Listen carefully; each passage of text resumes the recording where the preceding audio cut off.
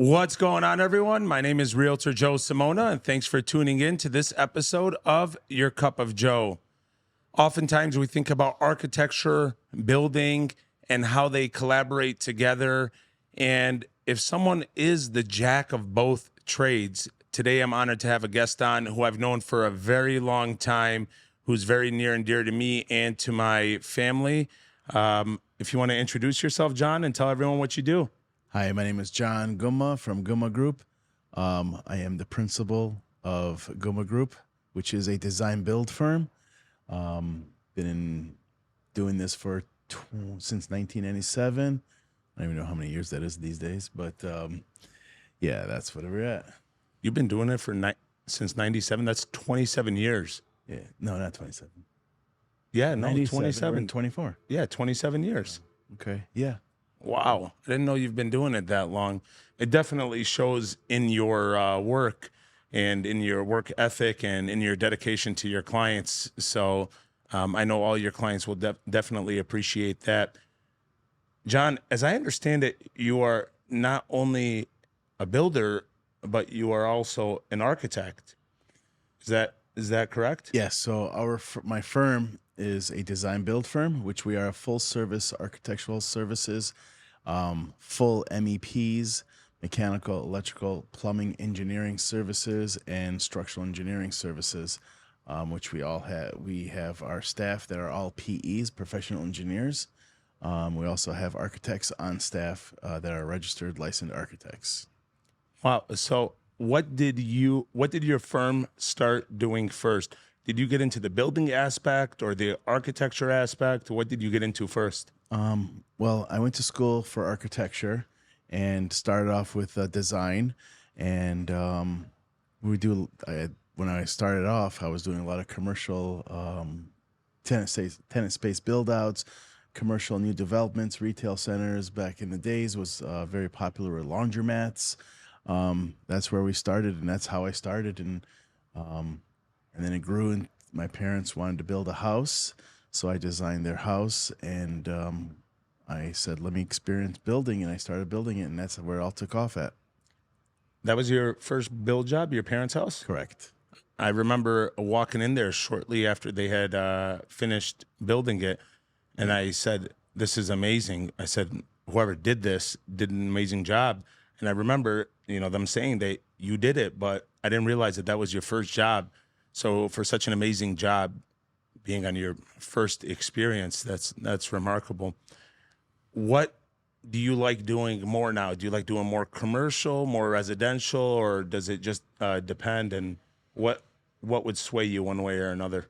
Well, being that I started off in doing commercial designs, I still have a passion for commercial designs. We do a lot of corporate franchise designs, whether they're national tenants or local national tenants in a sense, that started in Michigan. So I love doing the commercial side of the design aspect of it. And we do probably 50-50 of commercial construction versus residential construction. Now, residential construction is high-end custom residential. We don't do specs, and we've done homes that are, in the mid-grade, but our residential construction consists of high-end. So when people are talking about architecture on related to residential construction, what goes into designing plans for people? How many drafts do you go through? What's the process like? If I come to you and if I say, John, I want to build a house, not only do I want your group to construct it for me, I also want your group to design it for me. So I am using your group truly as a one-stop shop. What's the process like, to at least get your plans? So initially you would meet with me, the clients would meet with me, and I would do the interview, and we have a spreadsheet that we give to them. As a matter of fact, I met with somebody last night and gave them the spreadsheet, which is what we call our wish list.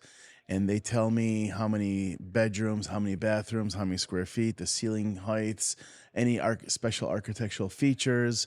Um, and then I tell them, take your time, fill this out because this is supposed to be your dream home, and make sure it's done right.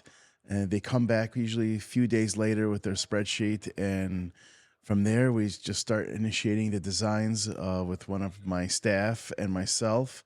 Um, and I always say the best client makes the most changes. So we are very patient with our clients.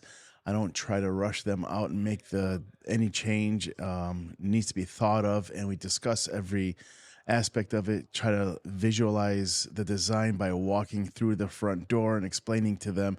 I really cater to my clients as far as explaining to them because we want them to be comfortable with this. We want them to be happy with this nice, stressful, um, post COVID, it's almost a year and a half, 2 years. It depends on the size of the house, the complexity of the house for start to finish. Um, so we want them to be comfortable with this and make sure that they understand every aspect in choosing their fixtures and giving them their options of the different types of methods of construction. For example, you have, bat insulation, wool insulation, blown foam installation, and I explain to them the difference, if it's really worthwhile upgrading, where to upgrade, and where you can really downgrade that you really don't need to upgrade. So we tailor it to everybody's individual needs.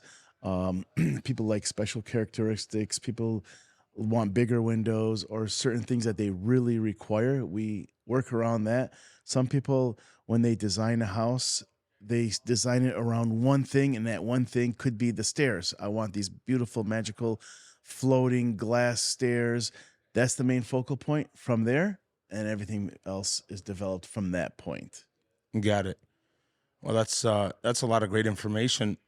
When somebody comes into you from their, let's say they have a property identified, or they already have, just for sakes of conversation, they already have a property and they want you to design the build.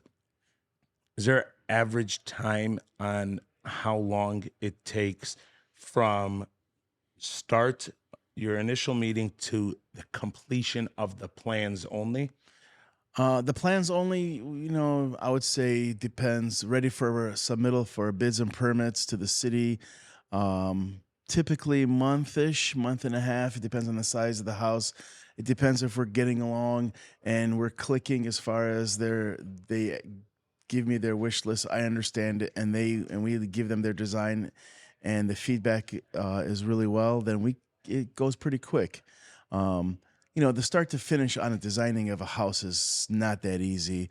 When some people come to us, they say they usually have a lot or they're looking to purchase a lot. Um, then we do a site visit, and some people want walkouts, some people want daylights, some people want tall ceilings in the basement, tall ceilings in the first floor. So we get a survey going. We look at the grades, we study the grades, and the grades meaning the topography of the property, and we tell them and we advise them that this is a walkout site. This is not a walkout site. We recommend doing soil borings to check the capacity of the soils, the water table. Um, the weather is changing. Here we are, and we didn't get much snow this year, but we got a lot of rain. So the weather patterns are changing. So we don't, typically everything's becoming more wet these days, and so the water tables are generally higher, and we address all those with soil borings and different types of construction methods. Got it. No, that's a lot of great info. I guess the question is, if somebody comes to you and if they have their decision made in 3 days, 5 days, and it typically takes a month and a half or a month, is that a red flag to you that maybe they're moving too fast? Are there certain things that you look out for to say, you know what, maybe this client is not making, the most informed decision, and, they just need to slow it down a little bit so they don't make a decision based on emotion? Does that happen often?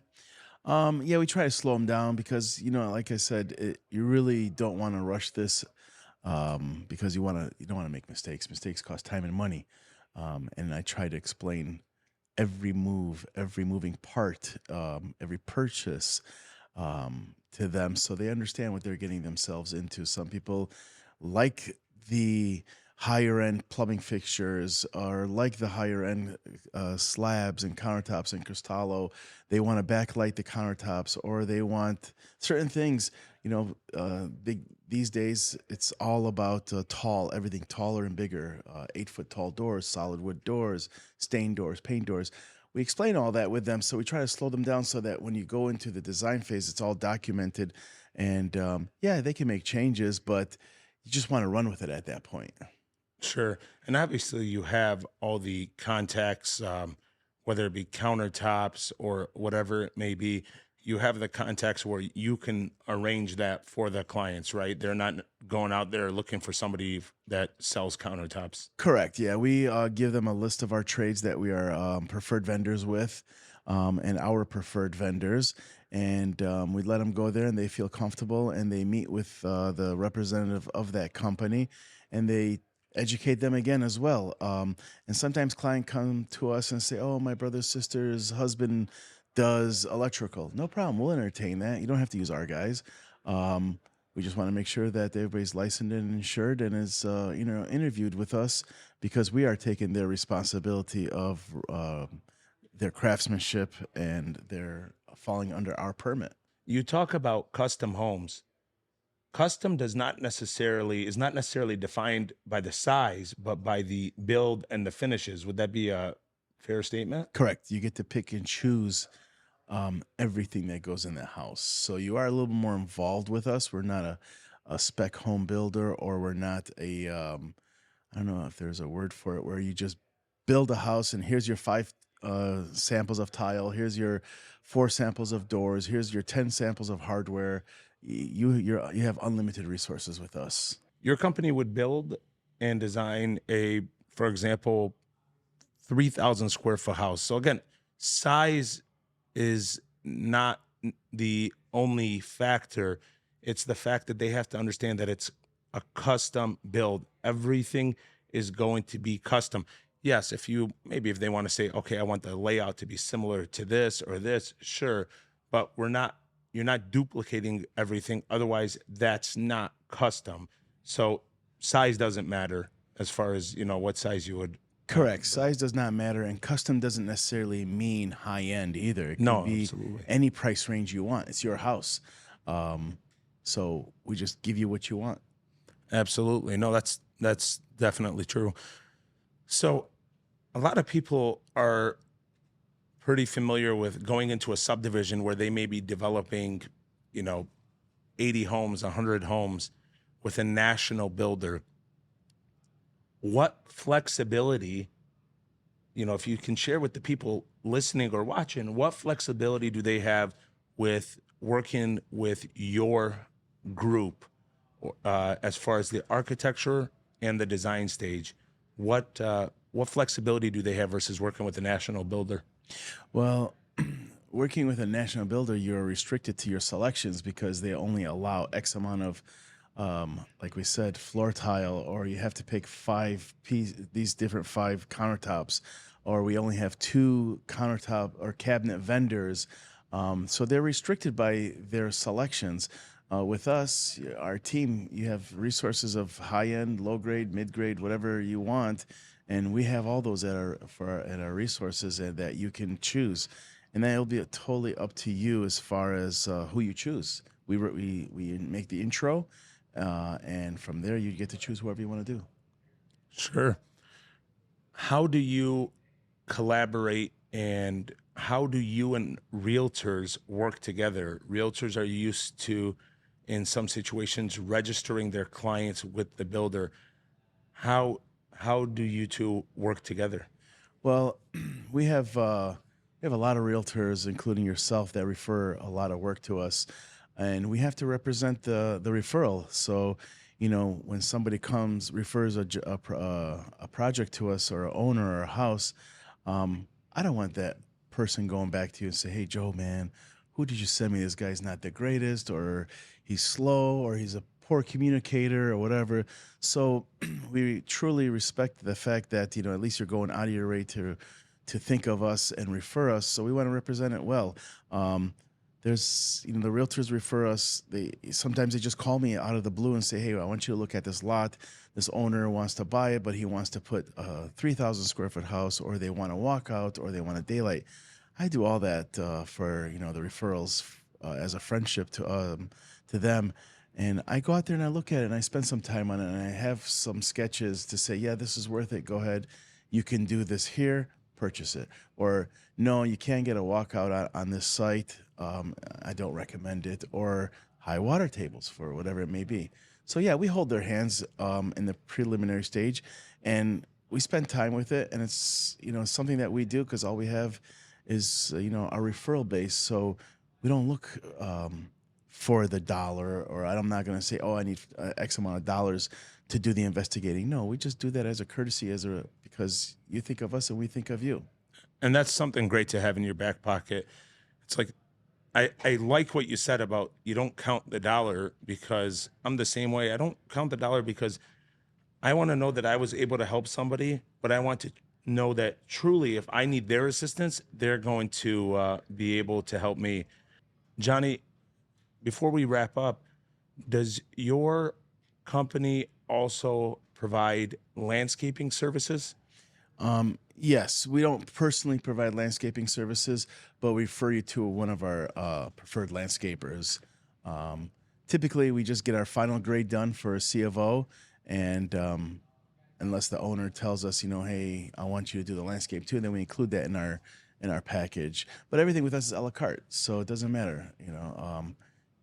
I do not need landscaping for a full. For a temp C of O.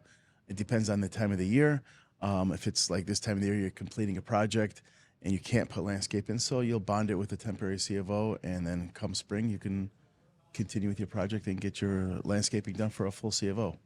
Got it. What do you like to do on your free time outside of work? Spend time with my family, my kids, go to Shenandoah golf. I really truly love what I do. I get up in the morning and I look forward to going to work. I look forward to making my clients happy.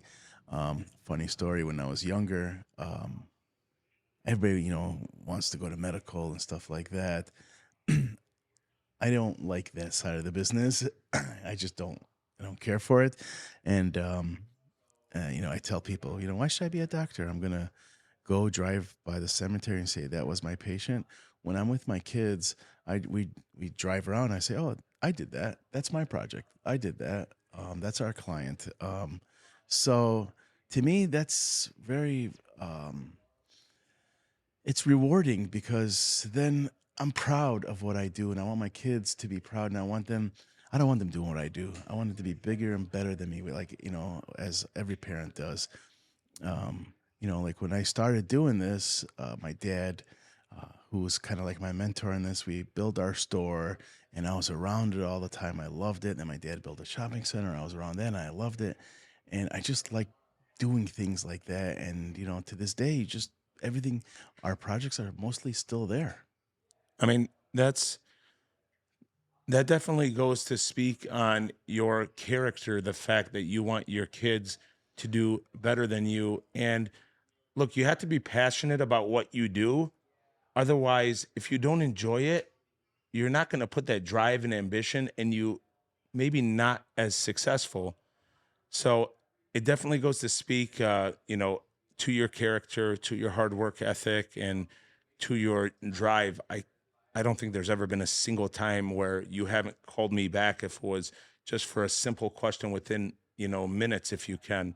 It speaks very highly of you, and it reflects on you. Johnny, I want to thank you so much for being on here today. We're going to put your contact information down below for those watching, and in the description for those listening, on how they could reach you. So I want to thank you so much for coming today and being on the show. Joe, thank you so much. Thank you. Thanks for tuning in to this episode of Your Cup of Joe. Stay tuned for the next one.